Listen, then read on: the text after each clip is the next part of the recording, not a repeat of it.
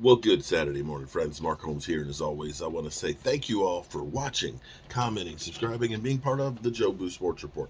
Without you guys, as well as you ladies, you know that this literally does not work. Hope everybody's having a great week. It's the weekend. Hope all your weekend dreams come true. I'm still here, going to do some more work on the Red Brick House today and tomorrow, and then from that point on, from tomorrow evening, it's nothing but the draft.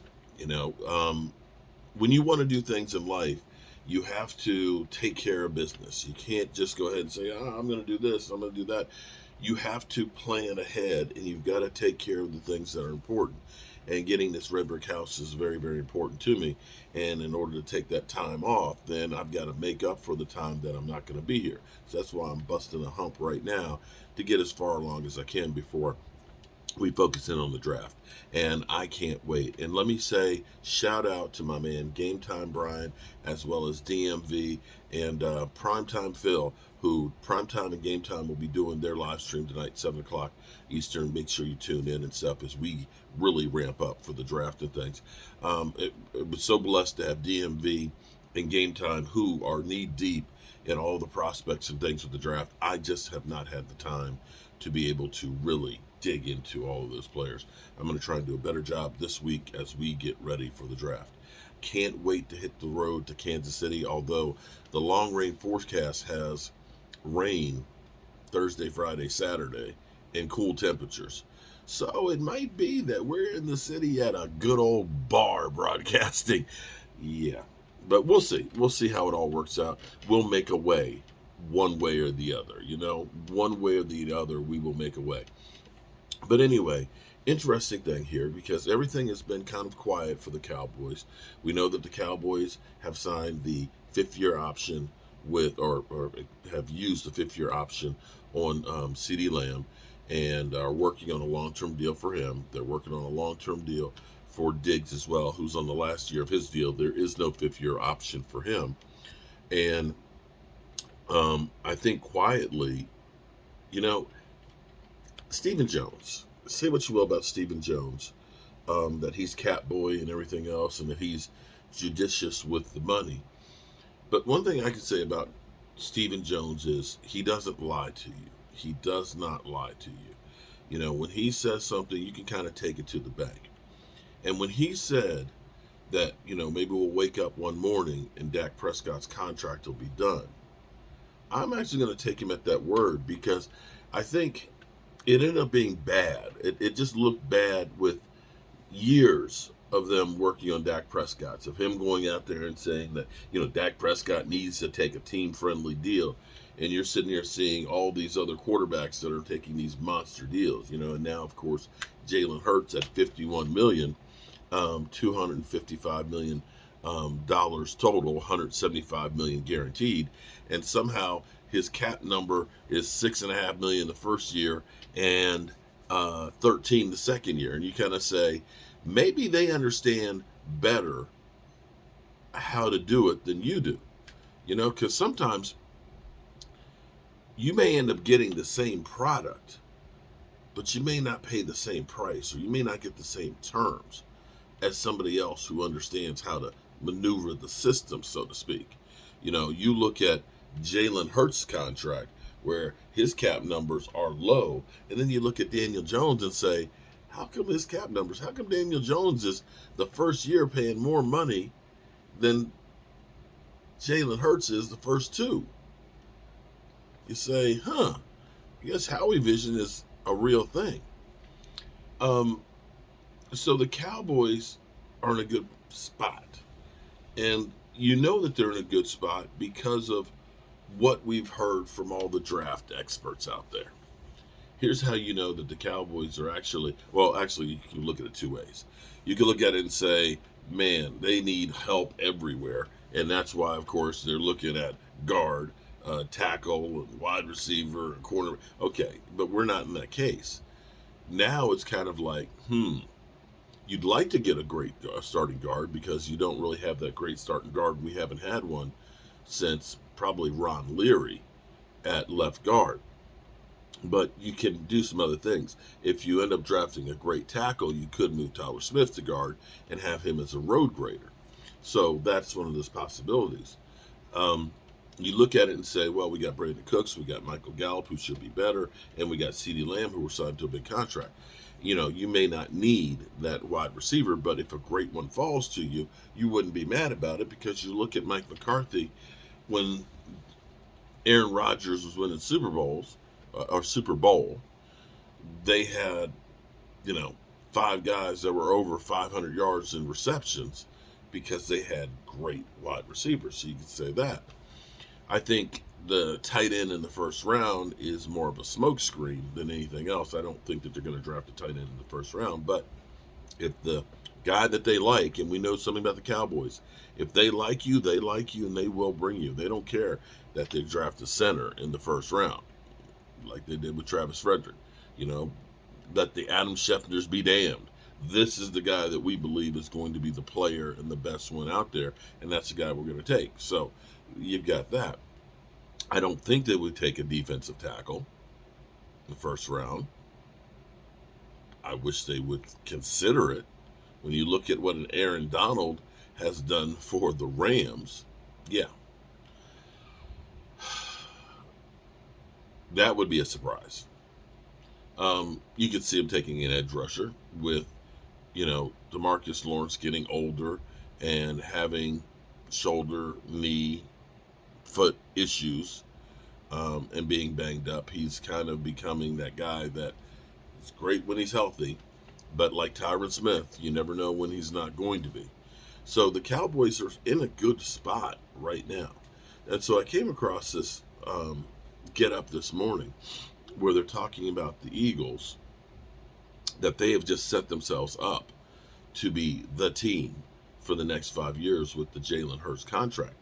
And the funny thing is, I remember them saying that about the Eagles with Carson Wentz and Nick Foles after they won the Super Bowl, that they're going to be this juggernaut. Now, I'm not going to say that they've gotten bad, but they kind of came back down to earth. The way they had put it was, this was going to be the New England Patriots, that, there's nothing, they got the best quarterback situation that's out there.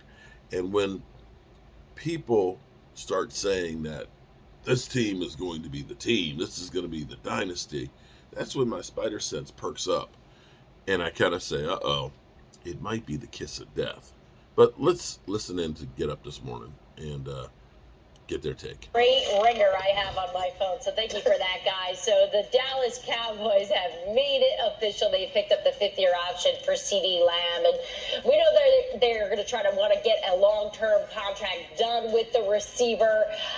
We know during the free agency period there was some chatter about perhaps they were going to get in on Odell, but it seems that they didn't really need him. As we know, Odell wound up with the Baltimore Ravens. CeeDee Lamb is going to stay there in Dallas. Meantime, we're talking about big-name receivers that like the drama. Let's talk Stefon Diggs in Buffalo, right? So right now we know there are voluntary practices going down, and Stefon Diggs is not there, and they make you wonder, are there some problems? Because we saw how the playoffs ended. He didn't seem too happy as he stormed out of the tunnel in his clothes, not wanting to talk to the media. But everything I can gather from the conversations I had in Buffalo, everything is good. Even Josh Allen saying he's one of my favorite people on the planet. And speaking of favorite people on the planet, I'm not sure if Matt Patricia is Darius Slay's favorite person on the planet, but Matt Patricia is now on the Philadelphia Eagles coaching staff with the defense advising them. We know that Matt Patricia was the head coach of the Detroit Lions. Darius Slay and he, not the best of friends there, as we know, but from what I can gather, some conversations I had in Philly,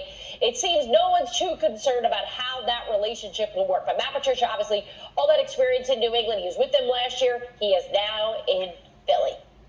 Speaking of Philly, earlier this week, the Eagles extended quarterback Jalen Hurts with a 5-year, $255 million contract. Yesterday, Eagles head coach Nick Sirianni spoke about the Eagles' future with Hurts. Hear what he had to say. We didn't pay him more to do less. I'll say that, right? Will we still think about how to protect him? Yeah, because that's our job, to protect our quarterback. But, Jalen does a lot of things really well, and we want to utilize the skills that he has so he can continue to play at a high level. And so To me, we'll continue to go about our business the same way we went about our business. We'll always think about protecting him first, but we didn't pay him more to do less. Tim, obviously Eagles making a major investment here in Jalen Hurts. So what is the most important thing, Tim Hasselbeck, that the Eagles need to do to keep him performing at a high level and keep winning with him? Yeah, I think don't change what they've done. I mean, I look at it and you hear Nick Sirianni talking about, look, I guess, hey, are you going to run him less? Are you going to take hits off of him now that you've invested all this money in him? The reality is you get better looks in the passing game when the quarterback is a threat as a runner. True. And he's going to develop as a passer. He's going to continue to improve as a passer, like a lot of quarterbacks do, the more reps they get doing it. And so I think that it makes perfect sense what he's saying. I think the big key is just continue to surround him with good players like they've done. And with that, I think you're going to get more consistent play. Look, he played at a ridiculously high level this past year. I think that can continue. Really, for me, I look at where I would attack in this year's draft. It would probably be most. Yep. Get the ads. The Wyndham is waiting. Sorry. YouTube got to get paid too. On the defensive side of the ball. Nick, what do you think when you look at the Eagles with Hurts now locked up and that roster that they had in the Super Bowl just a couple months ago? I'm like, do you think they're set up, or do you think you can see it coming back to the pack a little bit? No, I think they're well positioned to own the NFC. And of course, in football, the single game elimination of the playoffs and the randomness of injuries and all that stuff, things could happen. There's no team I'd rather be right now in the NFC than the Eagles. They have their franchise quarterback locked up. They pretty much don't have any weaknesses. They had 2 draft picks last year that they are going to bring along, 2 first-round draft picks that they're going to continue to bring along, 2 more this year that they're destined to hit on somebody being a star out of that group. This team is well-positioned to continue to dominate the league, or at least start dominating the league after what they put together last year. And Nick mentions the Eagles have 2 first-round picks next week, including a top 10 pick they got last year from the Saints. What do you think their mindset is as they approach the first round of the draft next week?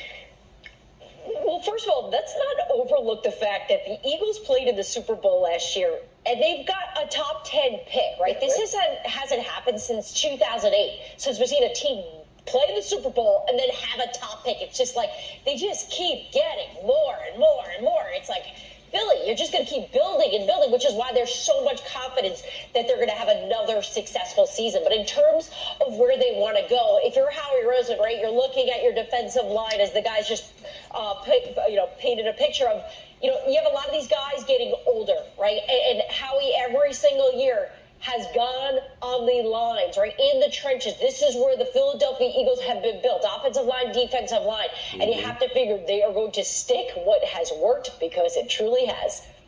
Yeah, I would think that's a pretty good bet. Eagles clearly know what they're doing. They had 3 first-round picks last year. They traded and moved some around, and all of a sudden they come up with 2 this year. So chess, not checkers, perhaps, there in Philadelphia.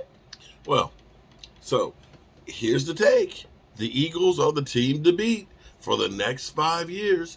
They're great. They've got first-round picks. But I'll say one thing about the first-round picks. The thing with the Eagles is, as we have always been really, really good with first-round picks, the Eagles not so much. The really last great first-round pick that they've had was Lane Johnson, I believe, in 2013. You look at it, and, we'll see about Devontae Smith. He played pretty good last year. I don't know that Jordan Davis is going to be what they gave up, the value player that they think they're going to be. He's going to be a 2-down player. That's a lot to give up for a 2-down player. Just saying. Not trying to hate. I'm just trying to be rational. And I will say that the Eagles, let's be clear here, they struck gold on almost everything that they did. Literally. The only thing that didn't work out was trading for Robert Quinn. Robert Quinn was probably the only move that they made that didn't work last year. And that doesn't typically happen, that you end up having everything go right. They had the schedule that was advantageous. You look at the guys that they played in the playoffs. Daniel Jones. You've owned Daniel Jones. And then Brock Purdy gets hurt in the first quarter, and you've got, nobody at quarterback for San Francisco. I'm not hating on them. I have to congratulate them for what they did, but you can't expect everything to go their way next year. And of course, now they've got the target on their backs. So we'll see what the Eagles do. I'm Mark Holmes, and well, it's time for me to go get to work on the red brick house. I'll see you later. Peace.